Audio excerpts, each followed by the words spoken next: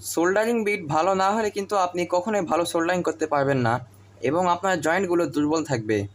তাই আজকে আমরা একটি কপার বিট দেখব এবং এটা প্রপার টেস্টিং করব। তো ভিউয়ার্স, আপনারা হয়তোবা অনেকেই চিন্তা করতে পারেন যে এটা দেখে তো কপারের বিট মনে হচ্ছে না।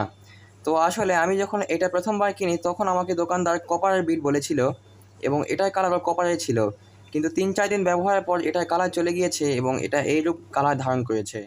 আমরা সোল্ডারিং আয়রন কিনলে কিন্তু এরকম একটা বিট সাথেই পেয়ে যাই, কিন্তু এই বিট দিয়ে আমি 1 মাস কাজ করার পর বুঝতে পেরেছি যে এই বিটটি সম্পূর্ণ অকেজো। প্রথম দিকে আমি দোষ দিতাম আমার সোল্ডারিং আয়রনটিকে যে এই আয়রনটি ভালো নয়, কিন্তু ভিউয়ার্স কিছুদিন পর আমি জানতে পারি যে কপারের বিট লাগালে নাকি সমস্যার সমাধান হয়ে যাবে। তো এই বিটটি কেনার পর থেকে ইনশাল্লাহ আমি ভালোভাবে সোল্ডারিং করতে পারছি। তো আমি আপনাদেরকে দেখাই, দেখতে পাচ্ছেন ভিউয়ার্স, এটা সম্পূর্ণ একটা লোহার বিট, শুধুমাত্র লোহার টুকরো কাটিয়ে লেগে দিয়েছে। এবার আপনারা এটা দেখুন, এটা কিন্তু মোটেও লোহার নয়, এটা কপার যদি নাও হয় কিন্তু এটার কাজ অনেক ভালো। তো এবার আমরা প্র্যাকটিক্যাল এগুলোর ব্যবহার দেখব। তো ধরে নিন এবার আপনি সোল্ডারিং করছেন একটি স্পিকারের ওপর। তো আমি এখানে সোল্ডারিং আয়রনের টেম্পারেচার কিন্তু ম্যাক্স করে রেখেছি। এবার আমরা সোল্ডারিং শুরু করব। তো ভিউয়ার্স, আপনারা দেখতে পাচ্ছেন এখানে কিন্তু সোল্ডারিং গলার নাম নিচ্ছে না, অথচ আপনার সোল্ডার প্যাডটি কিন্তু লাল হয়ে গেছে এবং গলে যাওয়ার মতো অবস্থায় চলে এসেছে। তো এই বিটটি পুরোটাই অকেজো। প্লাস আপনি যখন এখানে সোল্ডারিং করবেন দেখতেই পাচ্ছেন সোল্ডারিং আয়রন কিন্তু টেনে ধরছে লোহার বিট হওয়ার কারণে। তো এবার আমরা কপার বিট দেখব। তো দেখুন কত অল্প সময়ের মধ্যে সোল্ডারিং আয়রনের সাহায্যে সোল্ডারিং হয়ে যাচ্ছে, ধরার সাথে সাথেই কাজ করছে এবং ভিউয়ার্স 2 থেকে 3 সেকেন্ড পরেই কিন্তু গলে গেল এবং এটা লোহার বিট না হয় কিন্তু এখানে কোনো প্রকার টানও অনুভূত হচ্ছে না। তো সব দিক দিয়েই কিন্তু এই বিটটা একবারে উপযুক্ত এবং ভালো একটা বিট। তো ভিউয়ার্স, আপনারা হয়তোবা অনেকেই জানেন যে এই ব্যাটারিগুলোতে সোল্ডারিং করা কতটা বিরক্তিকর কাজ, বিশেষ করে যখন এই ব্যাটারি বিএমএসটা উঠে যায় এবং এরকম বের হয়ে যায় তখন কিন্তু আরও বিরক্তিকর হয়ে যায়। তো আজকে আমরা এটার উপর কপার টেস্টিং করব। তো এই জন্য প্রথমে আমি এখানে সোল্ডারিং লিকুইড দিয়ে দিচ্ছি সামান্য পরিমাণে। এরপর আমাদের কপার বিট লাগানো সোল্ডারিং আয়রন নিয়ে নিব এবং টেস্ট করব।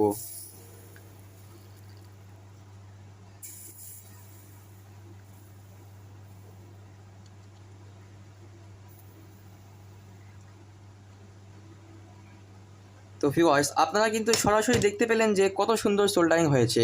আমি কিন্তু ভিডিওতে কোনো প্রকার কাট করিনি, আপনাদের সামনে কিন্তু দেখালাম যে কী সুন্দরভাবে সোল্ডারিং হয়ে গেল, অর্থাৎ আমাদের কপার বিটটি খুব ভালো কাজ করছে। তো এবার আমরা এই চিমটার উপর সোল্ডারিং করে দেখব যে চিমটার উপর আসলে কাজ করে কিনা।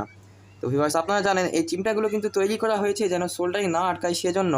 তো এবার আমরা এটার উপর টেস্টিং করে দেখি। তো এই জন্য আমি এটার উপর লিকুইড দিয়ে দিচ্ছি এবং সামান্য পরিমাণ কিছুটা সোল্ডার নিয়ে নিব।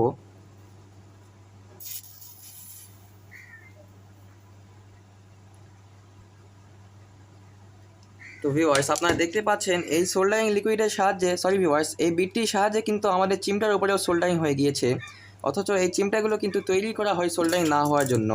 তো আমি আপনাদেরকে এই কাটারের সাহায্যে ঘষে দেখাচ্ছি, সোল্ডারিং কিন্তু খুব মজবুতভাবে হয়েছে।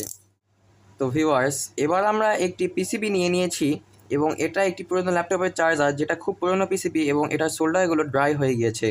তো এবার আমরা এই সোল্ডারিং আয়রনের সাহায্যে এই সোল্ডারগুলো গলানোর চেষ্টা করে দেখব।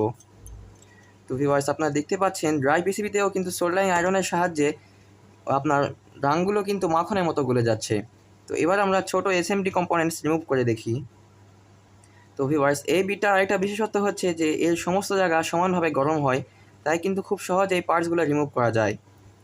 তো আপনারা দেখতে পাচ্ছেন কি সুন্দর সোল্ডারিং হচ্ছে পিসিবিতে। তো এবার আমরা একটি ক্যাপাসিটর রিমুভ করে দেখব, সরি ভিউয়ার্স, একটি রেজিস্টার রিমুভ করে দেখব।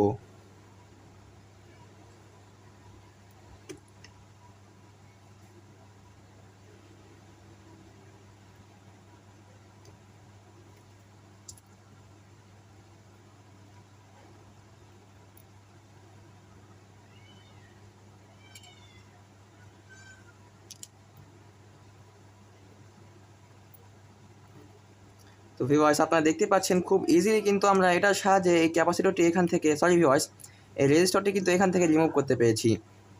অর্থাৎ এই যদি আপনারা সোল্ডারিং বিটটা ব্যবহার করেন কপারের, তবে আপনারা একবারে প্রিমিয়াম ফিল পাবেন এবং বুঝতে পারবেন যে সোল্ডারিং আয়রনের আসল মজা কীভাবে পাওয়া যাবে। তো ভিউয়ার্স, ভুলেও এই লোহার বিটটি রাখবেন না। এই লোহার বিটটি রাখলে শুধুমাত্র আপনাদের সময় নষ্ট হবে এবং আপনারা আসল কাজ কখনোই করতে পারবেন না। তাই ভিউয়ার্স, আমার পরামর্শ হচ্ছে এই কপার বিটটি কিনুন এবং ব্যবহার করুন। আর হ্যাঁ ভিউয়ার্স, এই কপার বিটটি আমার কাছ থেকে মাত্র 50 টাকা দাম নিয়েছিল। তো আপনাদের এলাকা ভেদে দাম ভিন্ন ভিন্ন হতে পারে। তো আজকে ভিডিওতে এতটুকুই দেখানো ছিল। যে কোনো প্রকার সমস্যায় আমাকে কমেন্ট করতে পারেন। ফি আমানিল্লাহ।